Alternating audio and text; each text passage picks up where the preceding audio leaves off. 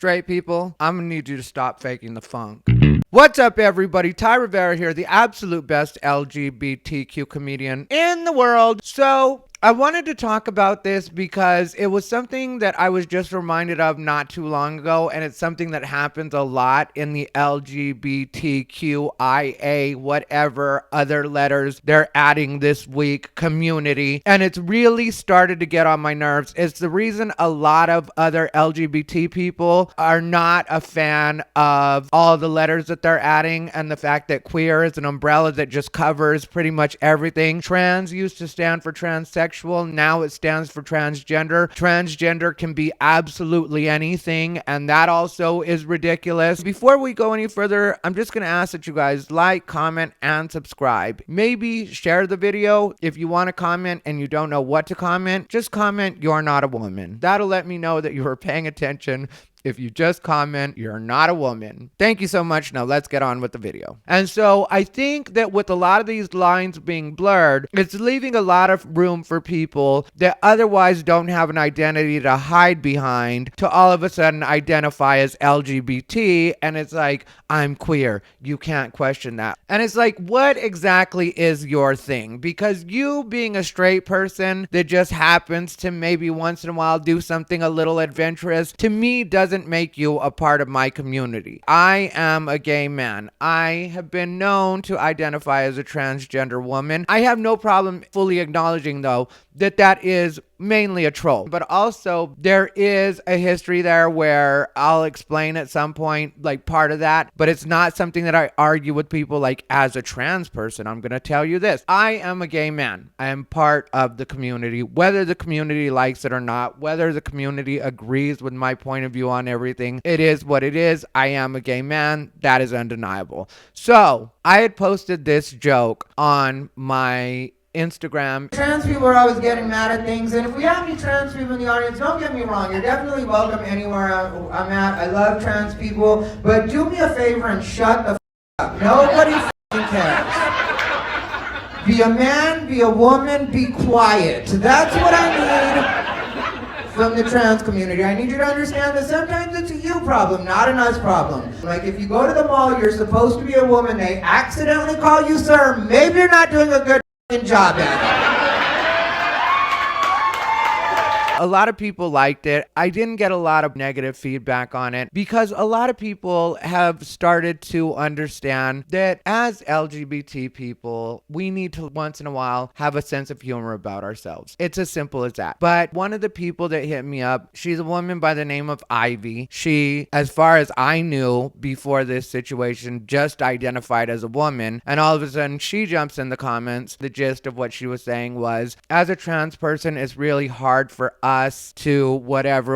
And I was just like, you're not a trans person. Why are you talking to me like it's your lived experience when that's not what you are? Right now, you're just trying to kind of do stolen valor for trans people because you want to argue with me because you think that you're right on this particular subject. And you know that if you run up against me, as me being in the community for as long as I have, because I will tell you, I personally have trans friends that I've had for the last 30 years. Long before Caitlyn Jenner, which is about the time everybody started talking about trans like they are, long before Laverne Cox, long before any of you jumped on the bandwagon, which that's what it is in a lot of cases, is a bandwagon. And this person, Ivy, that had hit me up, genetic, cisgender female, making no efforts to become a male, so you're not transsexual. I don't know why this person decided to argue with me in this way, but I'll tell you the reason that I have a problem with it and the reason that I think it's worth discussing. The reason that I think it's worth discussing is you are basically making people think that they don't like transsexual people or transgender people. I personally want to go back to calling them transsexual because if you're not in the process of changing your sex to whatever degree you're comfortable changing your body, because those surgeries haven't necessarily been perfected, especially the bottom surgery. If you're not familiar with bottom surgery, there's a couple different ways they do it. If you're a trans man, you're having a penis made. If you're trans woman, you're getting a vagina. So the bottom surgery for either one of those has not been perfected, and I understand why different people choose to do different things. Plus, I understand when people just like the way their bodies look. Because like I said, I've had trans friends for over 30 years, and my friends run the spectrum. Some of them are female to male, some of them are male to female, and some of them just like their bodies the way they are. Like, I know a trans man, so in case anybody's wondering, that's a person that started off a girl, now lives as a man. I know a trans man that really likes his breasts, so he's decided to leave his body pretty much the way it is, aside from taking steroids. So he has facial hair, he otherwise presents as a man, he just straps down his chest, wears the binder, so he likes his body that way. I have friends that are trans women that have decided that they just like their penis and they don't want to get rid of it. I don't blame anybody for whatever they decide to do with their bodies. I don't hold that against them. But if you're a person that completely is not living the life and you're online arguing with people, with a person like me, you're not going to turn me into not liking transgender people. It's just not possible. I've had friends too long. I know too many people that live the life. But when you're arguing, presenting as a woman, born as a woman, and you're arguing with, say, a straight person, because I know if she's done it with me, she's done it with straight people, and I've seen a lot of this happen online. Online is where most of this lives, because in real life, people just be like, you're ridiculous. What are you talking about? You're a woman. What are you talking about? You're trans. But when you're arguing with people that don't know any better, one, you're confusing them, because now they don't even know what a transgender person is, and two, you might be making them think